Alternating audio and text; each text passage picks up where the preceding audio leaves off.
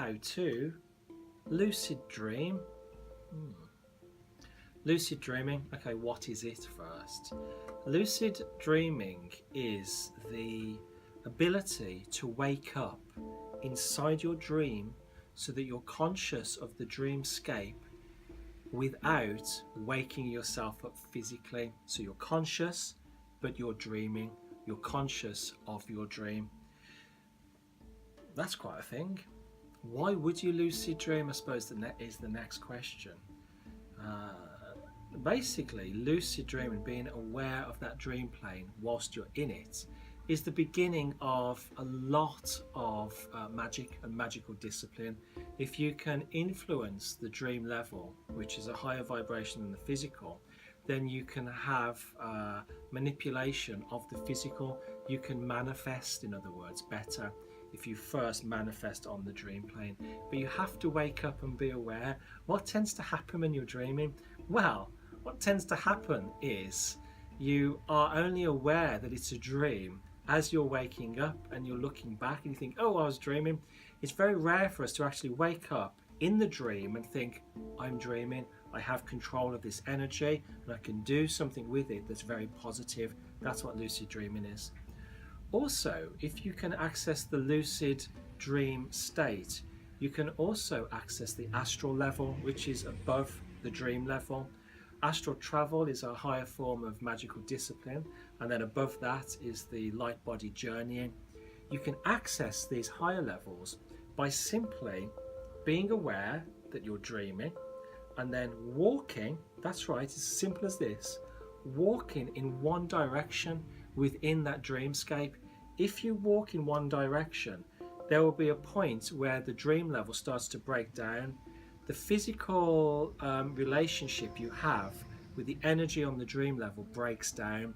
There'll be a point where you can't walk any further, as though you've reached the boundary of your dream. That's how it feels, and that's exactly what happens. You have this sense of not being able to move forward. You fall to your knees. You have this sense of dragging yourself along with your hands, and the more you try to go in that straight line, the harder it is to move. Eventually you do hit the boundary of the dream level, and you start to feel completely paralyzed physically, but you start to feel as though there's this very energetic fire within you, and that is actually the next level up, the astral calling to you. Then what you do is you focus on this very energetic fire and allow yourself to go up to the next level, into a higher form of magical discipline and manifestation. So basically you can do a lot if you can lucid dream. It leads you on to deeper and deeper esoteric disciplines. Okay, are we ready to find out how to lucid dream? Because it is a technique that you need to apply yourself to. It's not the most straightforward, it's not the easiest thing. You need discipline, you need repetition. Have you ever seen the film, what's the film, Ria? Inception. Inception, that's the film. The film Inception with Leonardo DiCaprio draws on a lot of esoteric practice. In the film, he uses a technique called a tell.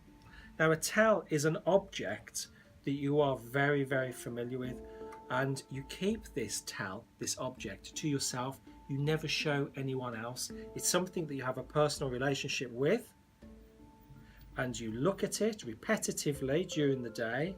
You feel like it's part of you. You kind of move it in your hands. You see how it moves when you roll it, and over time, and I'm talking a few months rather than days, you'll start to have an intrinsic feeling for that object. The way that dreams work is we tend to repeat what we do in our daily life, in our dream life. We tend to do that. So if you do something repetitively in daily life, take your tell out of your pocket, look at it, feel it, work with it, play with it. You will actually do that when you're dreaming. You will just automatically do it. But when you pick up your tell and work with it in your dream, it won't have the same physical values. It will move differently. It will feel differently. The weight will be different. And you will know at that point that you're dreaming. If you have something that you manipulate and connect with in the physical dimension, in your everyday life, if you try to interact with it on the dream level, you'll know straight away that you're dreaming because something won't be quite right there. So that's one way of doing it. The other thing that you can do is reality checking, and you basically do this through the course of your normal day. So every now and then just think to yourself, how do things look around me? Am I dreaming? Am I awake? If you can do that repetitively 6 or 7 times throughout the day, then sooner or later in your dream you will do the same. In your dream you'll check your reality, you'll look around, look at how things are moving, look at how people are being with you, look at your body and how things feel, and you'll intrinsically know that you're dreaming, so you'll wake up in your dream simply from checking reality regularly. You could call this mindfulness, and mindfulness, the practice of mindfulness, will over time cause a degree of lucid dreaming, because if you're mindful of what's going on all the time and you're not lost in the day's events, then you know whether you're dreaming or whether you're awake. That's part of mindfulness. So that's one thing you can do, another way of doing it. Yet another way of lucid dreaming is to wear like an old style wristwatch. Tends to work, the sort where the hands are going round, and when you look at your watch, check reality. Okay, so that's your cue to check reality, but also more importantly, look at the hands of your watch, because time does not flow the same in your dream. When you're dreaming, there'll be something odd about the flow of time. Either there'll be no hands on your clock and you'll know, okay, something's different, I'm dreaming, or the hands will be flowing and moving too fast, or they'll be going backwards, or they'll be stopped. There'll be something different about time in your dream that will be recorded on an old style wristwatch. So that's another way you can wake up inside your dream. There's another way. Follow me.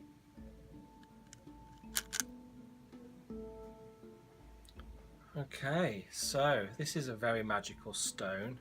It's tektite. Tektite is lava, which has cooled very fast. Imagine lava coming down a volcano and then going into the ocean or a stream. It's been caught in that transient state. That's why tektite is a wonderful crystal for astral projection and light body journeying, and also for lucid dreaming. It's a good stone for all of those disciplines, simply because it helps you to maintain balance in that transient state. Hold this in your right hand when you're sleeping. I'm aware that you might let go of it at some point, but start off with it in your right hand. The right hand is the hand of action, and you're quite literally telling the frequency above you, the higher energies, higher powers above you, that you want to do this, that you want to project, and you want to lucid dream. So if it's in your right hand, you're saying, yes, I want this experience. Another thing you could try is in your right hand, around your heart area. That can help a looseness between the energy body and the physical body.